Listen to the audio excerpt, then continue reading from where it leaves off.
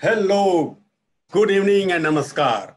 I'm Prabhu Chawla, Editorial Director of the New Indian Express. I'm hosting a show today, which is Expressions. It's a new platform, new initiative by our group to involve various personalities to discuss important issues which are plaguing the country. It can be anything from potato to politics, but today we are going to discuss pandemic to politics. And we have got a distinguished panel of people. Manish Tewari, of course, is an old friend of mine, but he's also one of the youngest person whom I have known for many years. He wears many hats. At the moment, he's a Lok Sabha member for Punjab. Earlier, he was a union minister. He's an advocate, very erudite speaker, and a scholar as well. He writes almost every day for one newspaper or another. We have also Dr. Vinay Sahasrabuddhe, Vice President of the BJP, again a scholar of eminence. He runs a research organization in Mumbai, and he has been the intellectual face of the BJP. His views on various subjects have been very, very well known. And he's also heading Indian Council of Cultural Relations. Am I right, Dr. Saab? Right, sir. Both of them are very erudite scholars in their own right. And asking them to discuss politics, of course, looks little more funnier these days because there are no much better things also. But the problem is both of them belong to the opposite camps, and politics of pandemic is becoming much more important these days. You find both the ruling party, BJP, and the Congress attacking each other with some kind of arrows which never harm anybody, but they create an impression that normally a tragedy is a unifier for any nation. But in India, it has become a divider along political lines. Why? We can see bodies lying all over the place in Delhi, people waiting in the queues for getting some treatment or tested. Yet our politicians, instead of speaking one language, are speaking against each other, placing the blame at each other's doors. Why? I could find no better panel than these two outstanding orators. I will start with Manish Tewari first. Manish, you tell me, because your party seems to be very aggressive. From your leader Rahul Gandhi to Sonia Ji, both are speaking like a political language. Some of the suggestions made by them are very good, but their language is basically meant to score a political brownie point. Why, Manish? Prabhuji, thank you very much, first of all, for inviting me to your show. And as always, whenever you decide to curate something, it's not only successful, but it is extremely profound. So once again, it's a pleasure having a conversation with somebody who was actually a friend of my late father's, and we've always looked up to him. Prabhuji, in fact, I do not think that above the usual cut and thrust of politics, which is par for the course in our country, there is really a division between or a substantive division between the opposition and the government.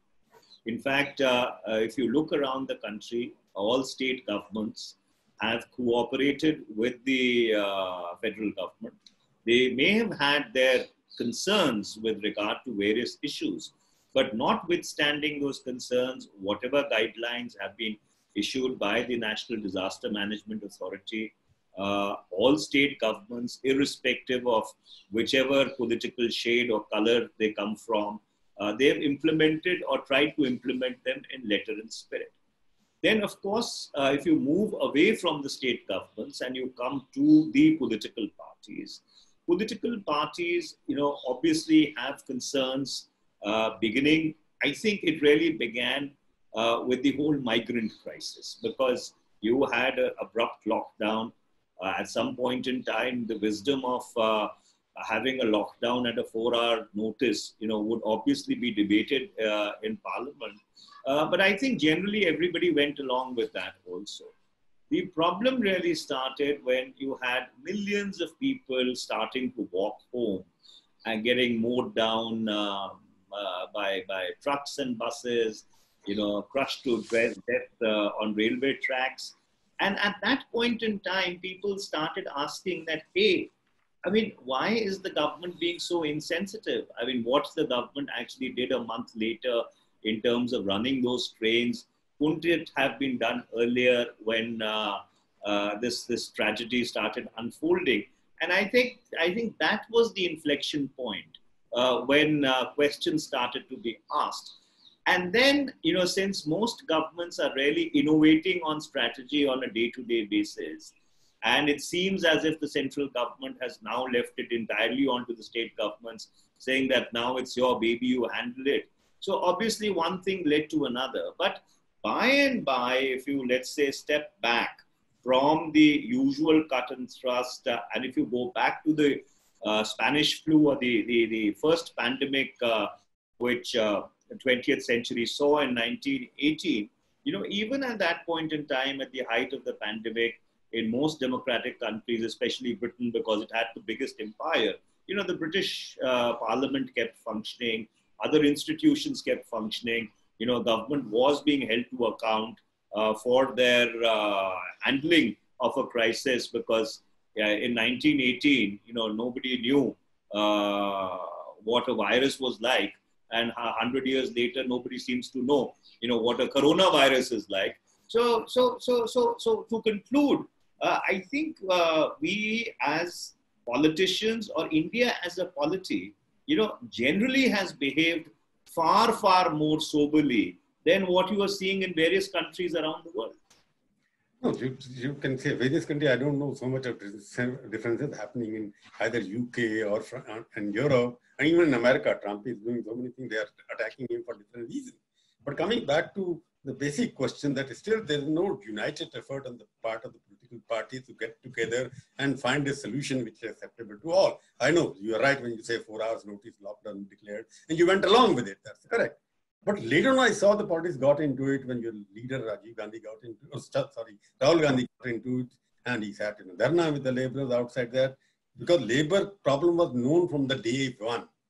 I was the first to raise it in one of my videos here, why migrant labor is being treated as a corona villains and not warriors. But 2 weeks later, nobody reacted to that at that time. When they started walking on the road, everybody reacted it. Let me go back to Dr. Sahasrabuddhe. Doctor, you have heard Manish Tewari that they have been cooperating with you.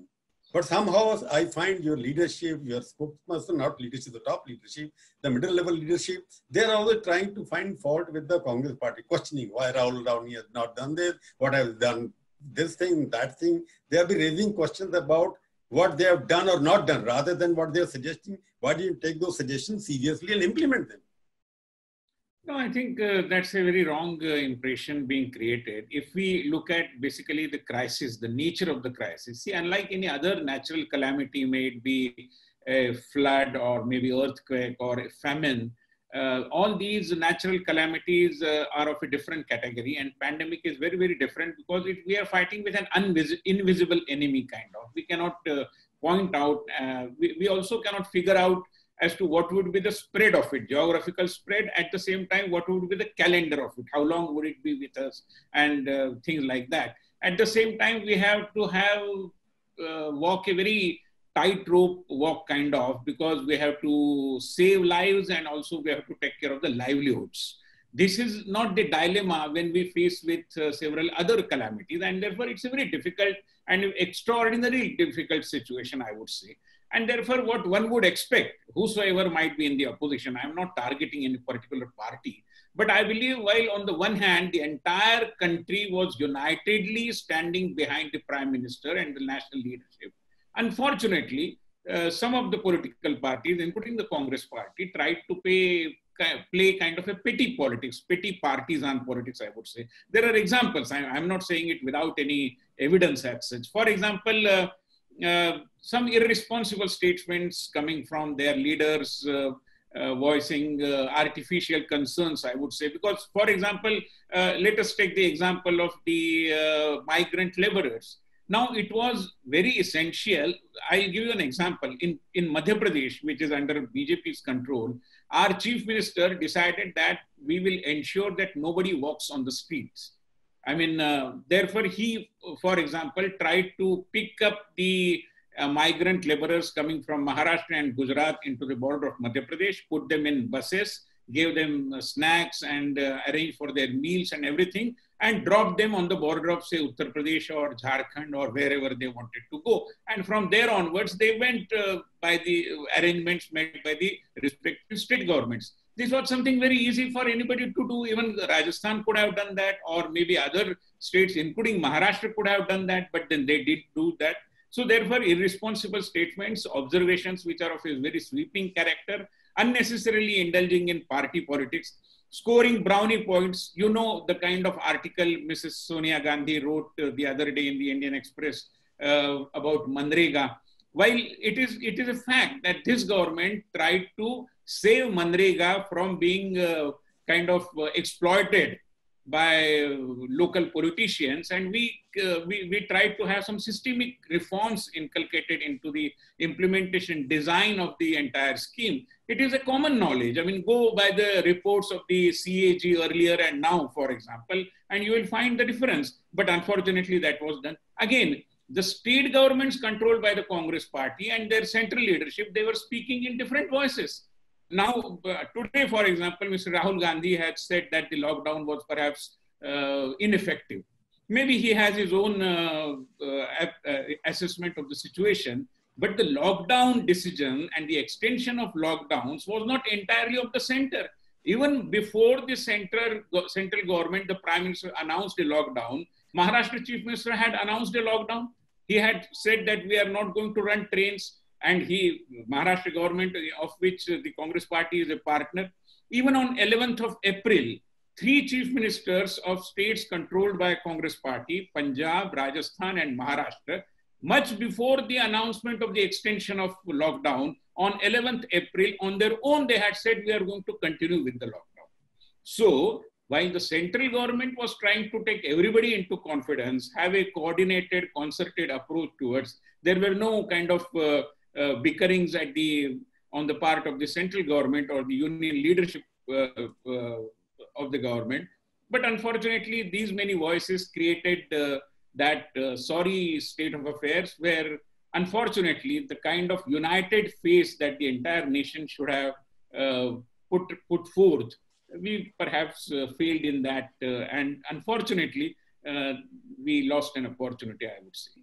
So you have made some points, of course, but the question arises whenever something said by Sonia Gandhi or Rahul Gandhi, it becomes a very personality clashes.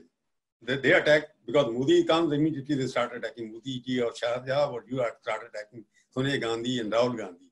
The country is divided as if there are only 4 leaders, the rest of the country is also following, some are following Gandhis and some are following Modi, most of them are following Modi because the voting pattern what we see. The question is, you are talking about Congress government, it says. 4 hours lockdown, the question which has arisen when it was announced 4 hours before the lockdown, it should have occurred to the leadership at the top that within 4 hours, people who are migrating from one place to another, what would they do? It was not a thoughtful process. That what are the implication of implementing it, and not a demonetization where you can withdraw the currency, it can function. But you lock down people, प्रधानमंत्री का वो भाषण की जहां जो है वहीं बैठ जाएगा. उसका 15 दिन बाद नजारा हमारे को नजर आया because it was not implementable. Like what happened in Karnataka, your own BJP chief minister did not allow the labor to move out. Then he changed his mind. Then he again changed his mind. Don't you think opposition has the right to point out these weaknesses in the system? If you go by the number of guidelines issued by the government of India, there were 25 guidelines, there are 27 clarifications. So obviously it seems the Congress party picked those holes in your administration and genuinely pointed out that these are the problems you must not treat, you must attend to, isn't it? No. See, basically, as I have even initially stated, that the entire nature of this crisis is very, very extraordinary, and therefore extraordinary situation demands extraordinary responses. And the way the situation unfolded, the government tried to respond. And at every point of time, the opposition leaders and the other chief ministers were taken into confidence. Now, on 16th and 17th, it will be the 6th round of the dialogue between the prime minister and the chief ministers. So while we are taking everybody on board, we are trying to consult everybody, we are trying to seek opinions and assessment from all the chief ministers. Unfortunately, these kinds of different voices are being brought to the fore, which is not a good thing. I mean, the nation should be united, putting up a united show kind of, but unfortunately that is not happening. Even say for the example, aside of this COVID thing about China, Where was the need for I'll come to China later, that's up. I'll come to China later because that's no. The point I'm trying to make is that while the approach of the Prime Minister was very thoughtful in the sense that he wanted three things. Basically, the reason behind the lockdown, as I understand, was to give a sense and ensure that people take this crisis very seriously. It is not like any other crisis, and therefore the seriousness needs to be going down in the minds of the people. That was one thing. Ensuring their participation. Now take the example of the campaign of coming out of your houses and clapping, and then also expressing your gratitude towards the warriors, including the doctors, the policemen, the Safai Karmacharis. Now, several leaders of different political parties participated who are averse to the idea of BJP. I can give the example of Mr. Sharad Pawar for this. But I didn't see any participation from the Congress party. Is it not mean-mindedness, sir? I mean, where was politics in it? Dr. Saab, I've heard you. Pure symbolic kind of... I get your point, Dr. Saab. Manish, you have heard various things what Dr. Saab is talking about. Don't you think that you are also overreacting some point? Sometimes you have the genuine complaints. Yes, they should have been heard. But you're, as he asking you first question, you also tweeted somewhere I read, Thali or something you said about it. Can you tell me why Congress party, as they are saying, was not rising to the occasion, involving in sitting on dharna, meeting labor, making it a TV show or photo ops? That's the charges that the BJP team makes on the various Twitter social platform. And I think, Prabhuji, the one thing which the past 75 days has unfortunately exposed is the complete and absolute governance deficit of the NDA-BJP government. And I'll give you substantive examples. China reported to the World Health Organization on the 1st of January 2020, after a pandemic had swept through the Hubei province. Wuhan is one of the cities in the Hubei province. Yeah. And there is pneumonia, which is not treatable. Dr. Harshvardhan, in reply to a parliament question or a clarification that I asked, stated that, that we have been in contact with the World Health Organization since the 7th or the 8th of January with regard to this particular disease, which was later on qualified as a pandemic by the WHO on the 11th of March. India reported its first case on the 30th of January. During the whole month of February, you had the entire Europe, country after country, which was getting very badly impacted by COVID-19 or the Wuhan virus or whatever you would like to call it. Unfortunately, the government did not pay any attention to the enormity and the magnitude of the crisis between the 30th of January and the 23rd of March when the lockdown was announced. At that point in time, the government was very busy in rolling out the red carpet for President Donald Trump, toppling the Congress government in Madhya Pradesh. And suddenly, on the 23rd of March, at a 4-hour notice, when India had 381 cases from 123 districts and only 7 deaths, you decided to have the most draconian lockdown in the world. And you moved from that lockdown to a situation that when you unlocked, you were the only country whose curve was spiking like the South Pole. There is no country in the world which has unlocked when the COVID-19 curve has been spiking. We are the only exception who locked the country down when there was no need for a lockdown, when smart containment could have worked. And when you actually required a lockdown, when your health system is getting overwhelmed, you decided to open up the country. Manish, I'll come. I'll ask you why. Give us the reason. What do you think could be the reason for doing that? Because I don't think they thought it through. They just completely either aped China or they aped some of the other countries in the West, and they thought that they would be able to deal with the virus in a span of 21 days. I'm sorry, this is a viral infection. It has to run through society. I do not know what epidemiologists were advising them, what expert advice they were getting, But the only thing which has happened is, and that's the irony of the situation, that economists became epidemiologists and epidemiologists became economists. While the latter could not, the former could not flatten the curve, the latter... Art surgeons became... They flattened the economy. And then you had a bizarre, absolutely bizarre justification given. That if we wouldn't have had a lockdown by 15th of April, we would have had 8.6 lakh cases.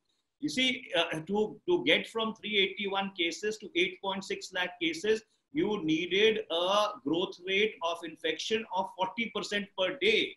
And the worst that has happened across the world is 19.2% with Russia. India has never gone over 7.6 in terms of the annual, the daily growth rate of infection. And Manish, let me go back to Dr. Saab again. Dr. Saab, I'll come. Dr. Saab, tell me, he has made very serious allegations against your government. Do you think that lockdown, the way it was implemented, the way it was imposed, later on withdrawn, and now open the lockdown country suddenly? What is the justification? Because the curve is... I don't think any decision was taken suddenly. It was only after taking all the chief ministers into confidence. And unfortunately, my friend Manish ji is hiding the fact that before the 24th of March announcement of a lockdown, the entire nation was a part of the Janata curfew on the previous Sunday. So in a way, a kind of trial of Janata curfew, kind of a lockdown was already there. People were conscious of the seriousness of the whole thing. They had participated. Some kind of a preparation of a collective mind exercise was also underway. And therefore, it's wrong to say that all of a sudden it was announced. People were kind of aware that some kind of a measure of this kind is impending. I mean, it is likely to be there. At the same time, if we compare our country and the performance, I mean, I'm not going into the statistics. At the same time, I'm not going to indulge in wordplay saying that epidemiologists have become economists and this thing was flattened and that thing was not flattened. If we go to hard statistics, say, for example, Sweden, with a population of 1.2 crore, the cases today stand at 45,133. Whereas Uttarakhand, of the equal size, 1.2 crore, the cases are just 1,411. Iran, a population of 8 crore, almost close to, similar to Madhya Pradesh, where the cases are 1,73,000 plus. In Madhya Pradesh, they are 9,400 plus. So, given the size of India, given the disparities in economic situation and other backgrounds as well, including literacy rates and various other issues, I think our country, I mean, there is nothing kind of patting self on our backs, but at the same time, we cannot undermine the success achieved by the Corona warriors. Let us not insult them. Let us not say that they have failed. That is the only small point I am trying to make here. Manish, they have a point. In terms of statistics, you look at the statistics, maybe what people are talking about, that India is the worst position, the fourth largest number. Look at the population. For example, today I was seeing yesterday some TV to the fourth, it has crossed so-and-so country, it has crossed so-and-so country. America, Brazil, Russia, they're the top three above us in terms of number of cases. Their population put together is only 98 crore. The number of cases in these three countries are about 16 lakh. Whereas we in 135 crore people, only 3,10,000 cases. One third of what the other countries have. In terms of number, yes, there were no, I agree with the point, in terms of panic, I would call the pandemic panic paddlers, triple Ps, in this country are very active to demonize the whole thing, which includes political parties also. Instead of supporting what is happening in the country, and all your three governments are there, two governments, 2.5 in Pondicherry, but like Punjab government is doing very well, according to what the live there. So why can't the Congress party as a party come together and give an alternative solution in terms of governance and containment? Prabhuji, again, the statistics do not tell the real story.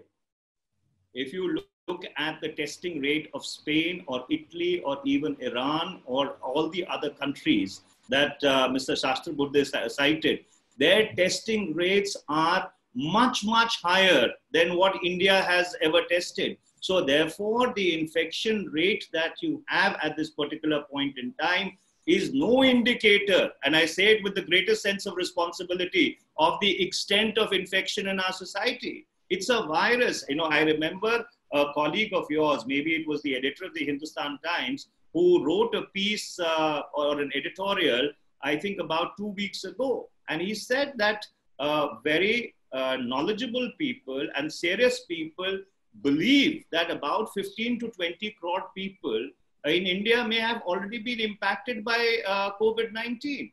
You see, the fact is that yes, compared to most of the other countries, our mortality rate is fortunately low. And the reason why our mortality rate is low is primarily because one of the reasons which is speculated is the BCG vaccination. Most of these countries where you have a high mortality rate actually never went through the BCG inoculation process because these diseases had been eradicated from their country. The other thing is that the poor in India, because they generally live rough, have a much higher immunity than the middle classes or people from affluent sections of society.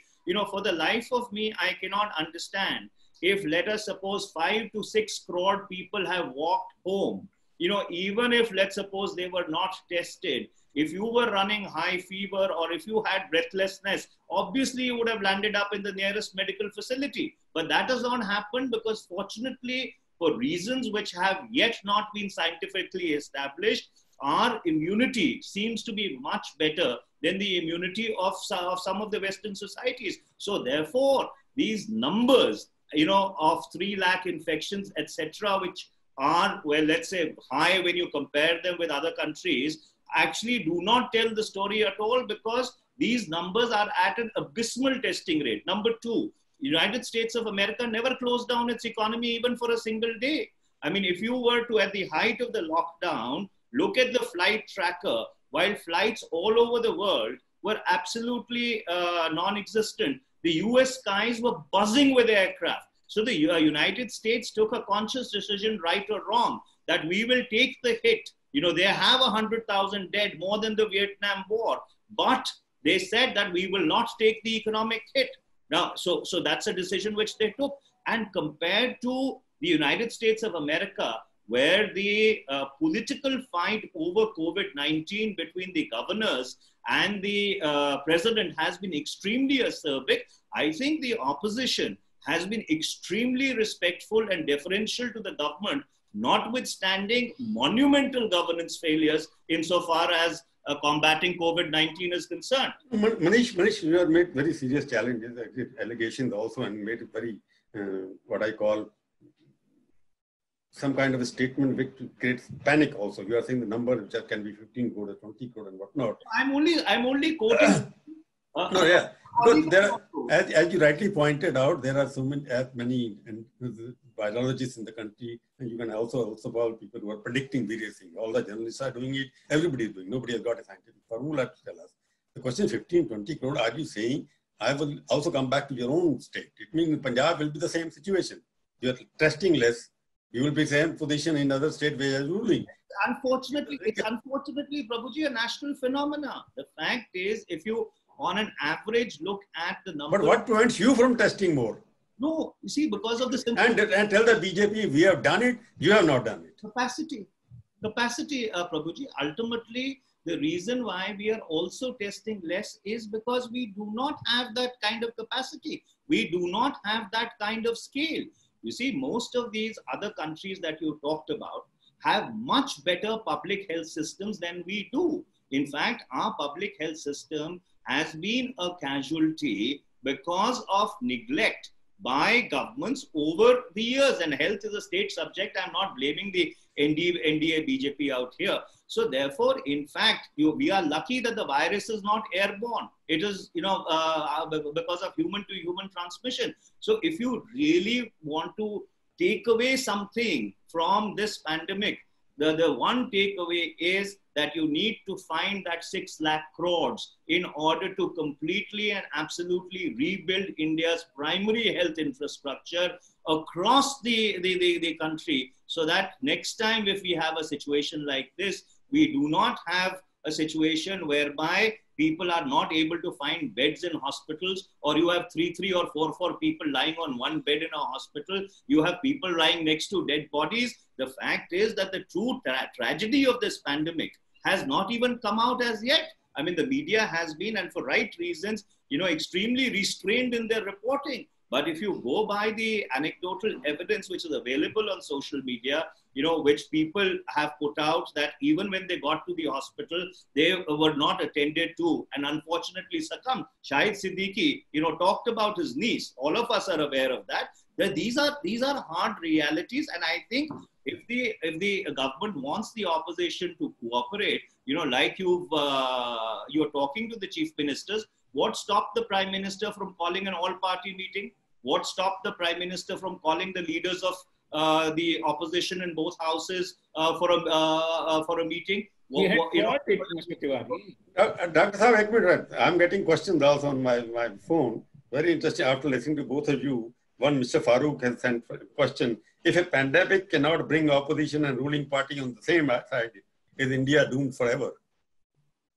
That's an absolutely puerile question, Prabhuji, with great respect. For the simple reason, let's rewind back, to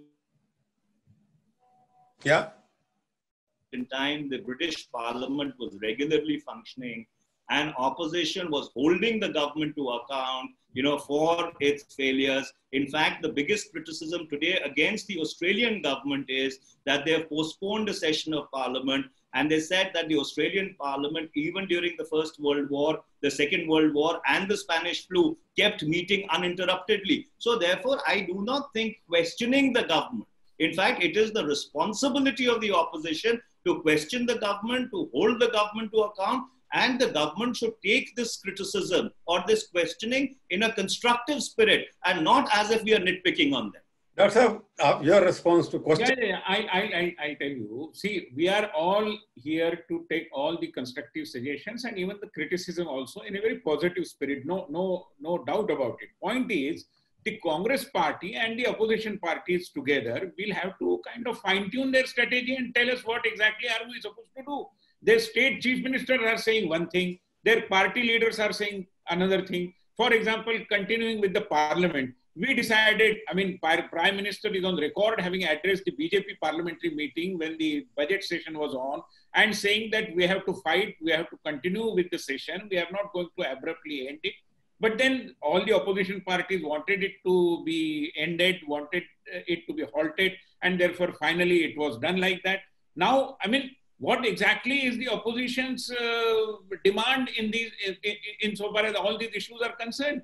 You are not even hosting the committee's meeting. You are afraid of committee meeting. Existing rules do not allow us to do that, sir. अगर existing rules के मुताबिक अगर हम अपने घरों से वो मीटिंगें चलाते हैं तो पार्लियामेंट्री मीटिंग्स के बारे में एक सीक्रेसी का एक एलिमेंट होता है. If I am sitting from my home and participating in it, there is no secrecy in it. We are not supposed, as per the existing rules. That's how I'll interrupt you. I agree with you what you're saying, rules and whatnot. Our Prime Minister, known as a technology expert, titan. In fact, he had developed technology and used technology in such a way. He's hosting all sorts of meetings with everybody on the virtual conferences. Why can't you hold? He's talking secret things all the time with everybody. The presiding officers of both the houses are meeting, reviewing the situation, and they are applying their mind as per the reports suggest. So let us wait. Again, there is a procedure. The House Rule Committee will have to resolve that way, that we are allowing these concessions in the present rules and regulations. Meetings can happen. There is a question somebody, Sharman Malhotra, has put for you. Will the BJP admit that it was Rahul Gandhi who first flagged COVID as a global risk, even when Modi ji was parading Trump around India? Well, see, Prabhuji, the tightrope walk which I was referring to, while on the one hand, we didn't want any paranoia to be created out of this, fear-mongering and all sorts of things. On the other hand, we also didn't want the people to go ahead with a gung-ho approach with carelessness kind of appearing that business is going to be as usual, which is not going to be. And therefore, to strike a balance in between, to the extent possible, we continued with the agenda, what was there before the House of Parliament. houses of parliament and all other activities as well. But when it became very, very essential to, and the opposition and several other political parties also demanded in so many words that we should not continue with the session. As per the, in connoissance with the opinion of the opposition parties also, we decided to abruptly end the parliamentary session. So we are completely conscious of what all opposition is saying, and their suggestions are also being taken. The Prime Minister himself hosted meetings of the leaders of the political parties in the parliament, and as the record says, that continuously both the Prime Minister and the Home Ministers, both of them are in dialogue with the state leaders, state chief ministers. Hey, Doctor, there are other questions. Let us move back to from other issues as well, where the opposition, Congress party and other parties and your party, they are not on the same page when the crises are happening in the country.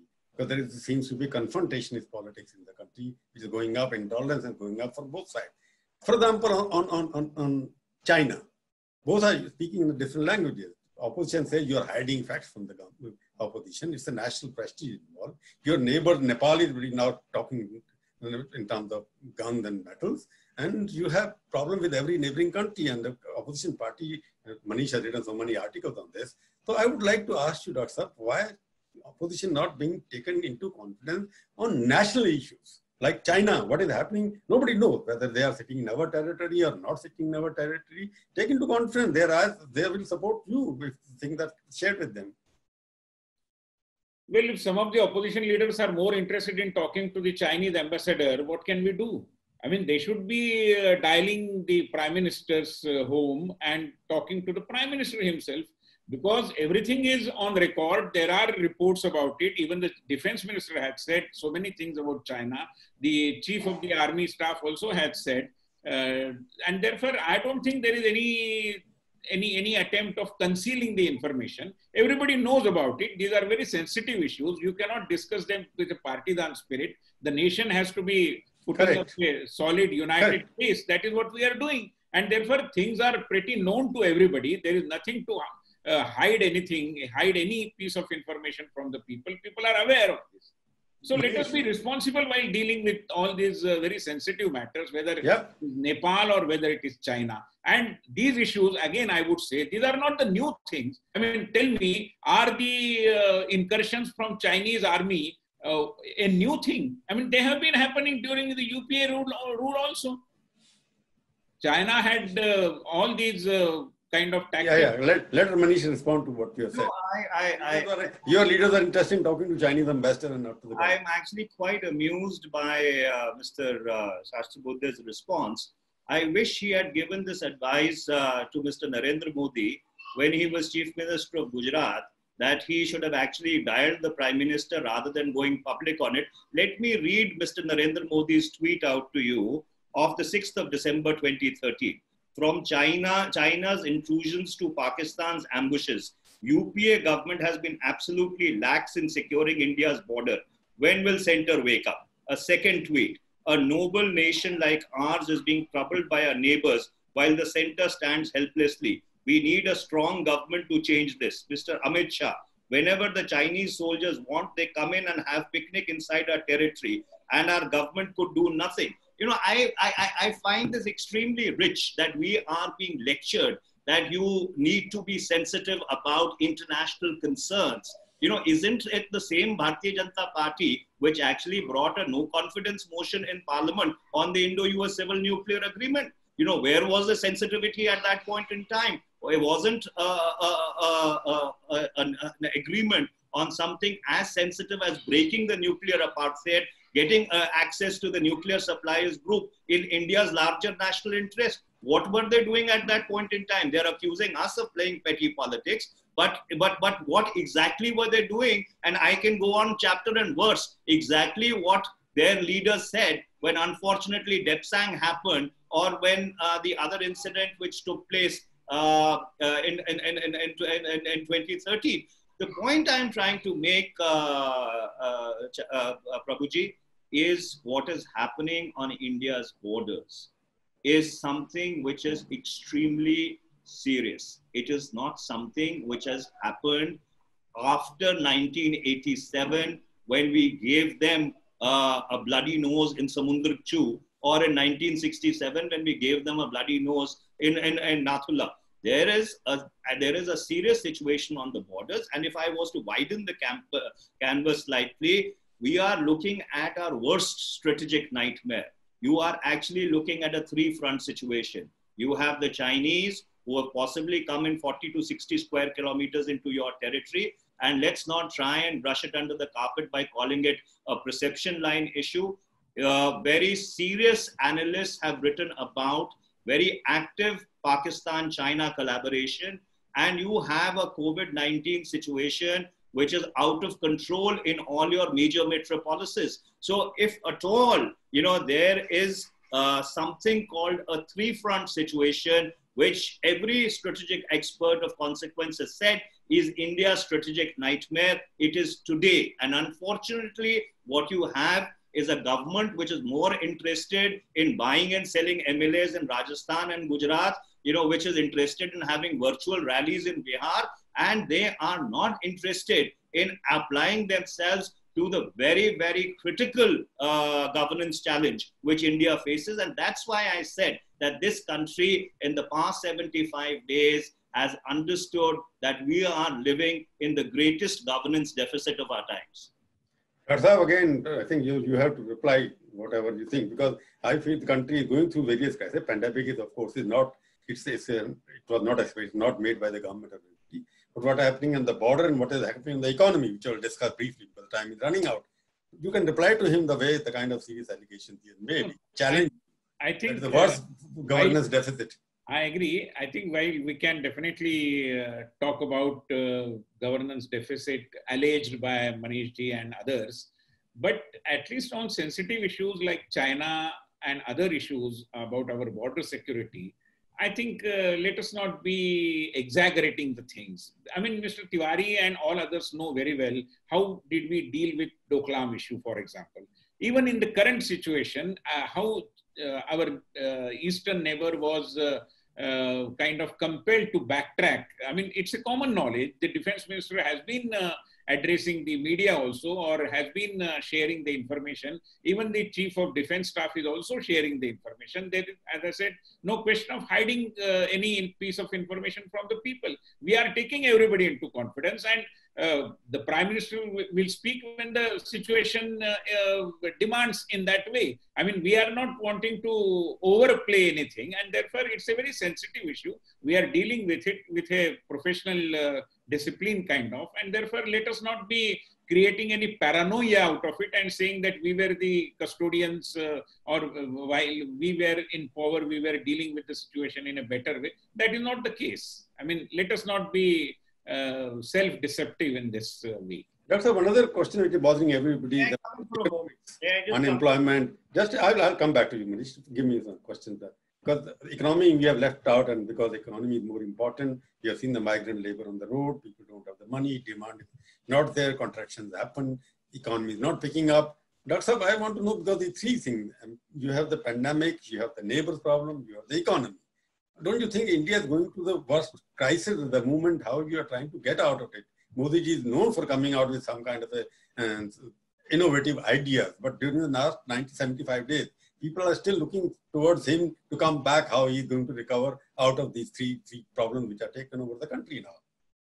Well, I think if you look at the fine print of the Atmanirbharta Abhiyan and all the packages that have been announced by the finance minister in a series of press conferences, I think it covers most of the issues, including that of the migrant labor, the impetus to be given to our MSME sector, agriculture reforms, which the government has announced through 2 ordinances. All these things are kind of timely taken steps. And insofar as our neighboring countries and defense-related issues are concerned, again, Atmanirbharta, being self-reliant, is the only answer. And the government has already, in a big way, trying to have defense productions also on an indigenous platform. And therefore, I think the government is conscious of the seriousness, has taken steps in right earnestness, and I'm sure, as I said, the crisis is extraordinary. Therefore, it will take some time, beyond doubt,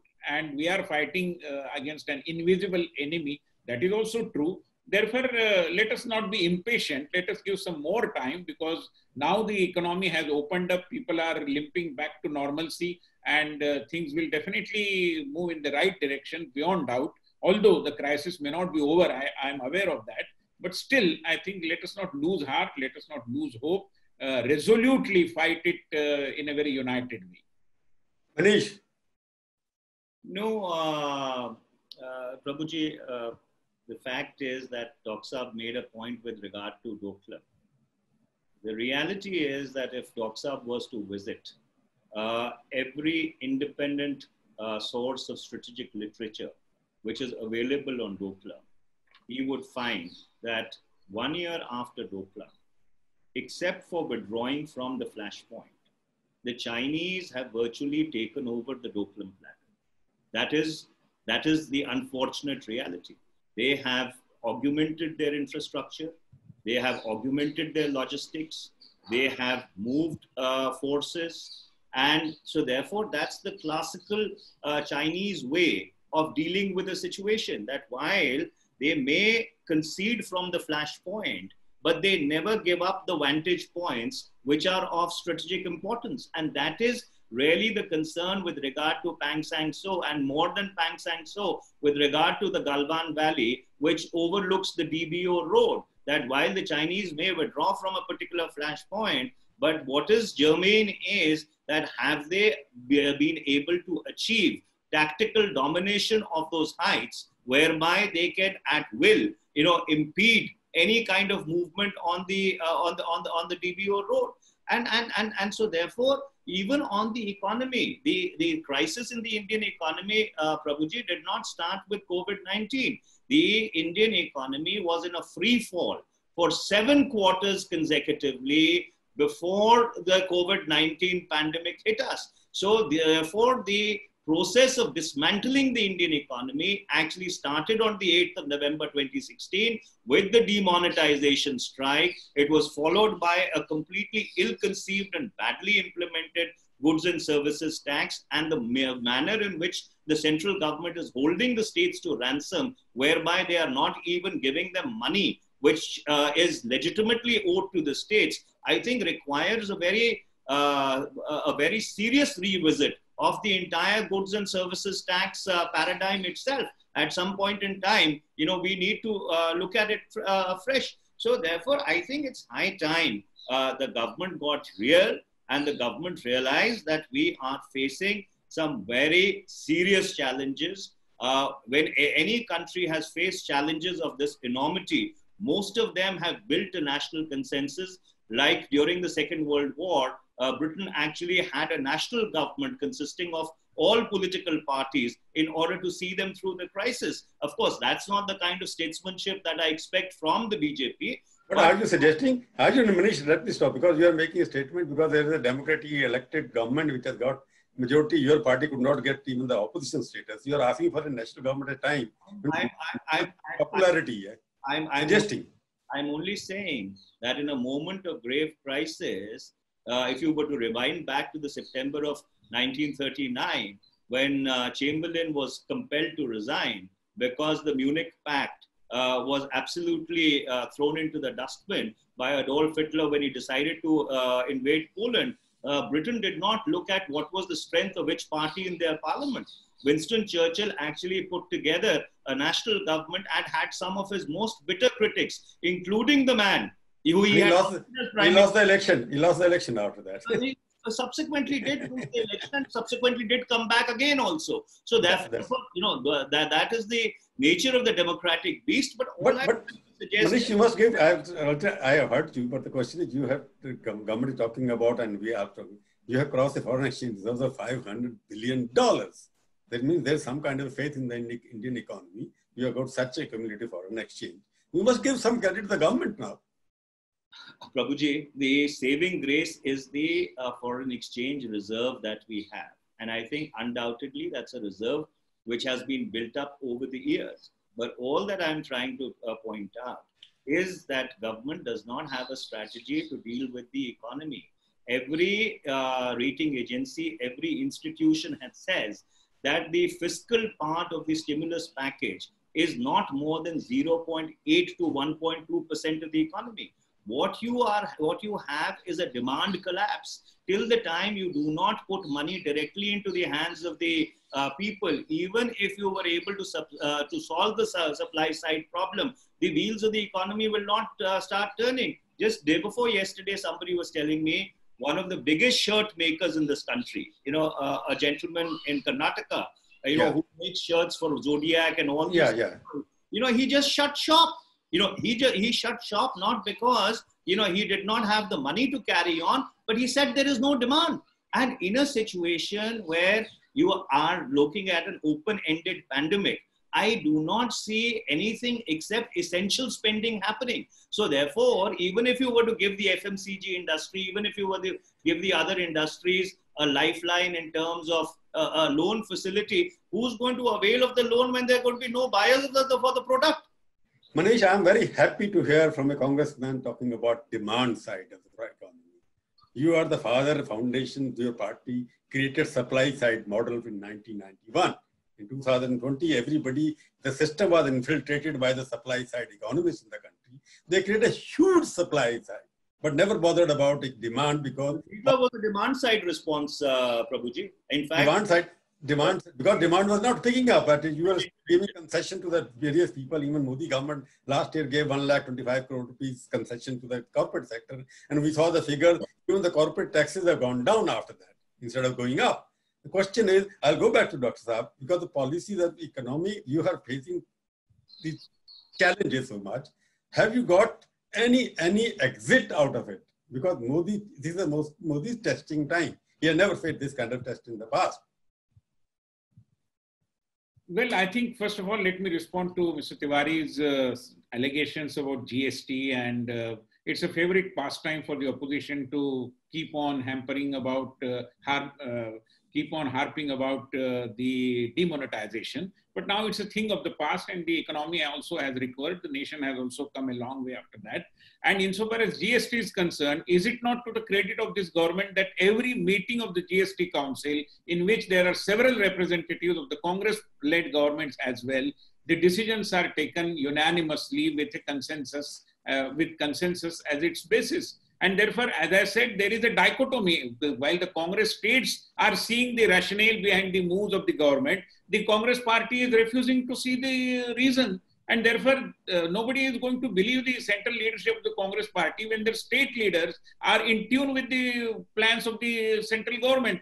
Now, let me also give you the example of how the government is conscious of its responsibility. 15 Finance Commission recommended 41% of central tax devolution for all 28 states during the year 2021. Normally, the center releases devolution to all states in 14 installments. There is a record to that effect in a financial year. Whereas in the current financial year, so far, the central government has released, let me underscore, 2 installments in April and May as interstate share of the states as recommended by the 15th Finance Commission. So we are already conscious of the responsibility. We are already sharing the resources with the state governments as mandated by the GST Act. And PM did not want the states to suffer. Nobody wants the states to suffer. We are taking them along. And already that devolution has happened. Let me put this on record. At the same time, insofar as money to be given to the people is concerned,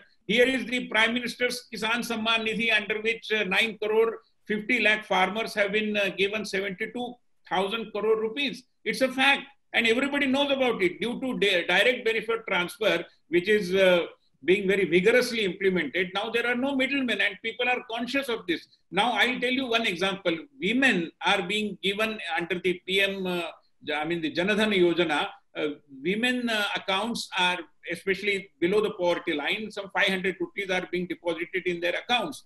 But I'll tell you, the banking sector people will also share this information, that people are not ready to withdraw the money, because as we know, there is some kind of a social psychological approach as well. People are a little scared. I'll interrupt you, because time is, I'll interrupt, doctor. Just a minute. Just a minute, because time is passing, because there are Zoom people, there's a limit to that. You are given statistics. We have read all this because there is still there is not a wow factor. Prime Minister made a very good statement of 20 lakh crore. Everybody was impressed at that time. But the implementation level is come. We are facing also. We know on the practical ground, banks are still not lending. They are not giving anything which they wanted to give. There are implementation problems happening here. Coming to Tewari, because I'm concluding it, I want the last word from you first, and then I'll get back to just one sentence. What is the one basic flaw in the governance that you are saying deficit? One point which you can to say you want to define your own language. You are good at that, and you know it. Well, Prabhuji, the fundamental flaw in the government's approach was that they had no approach at all.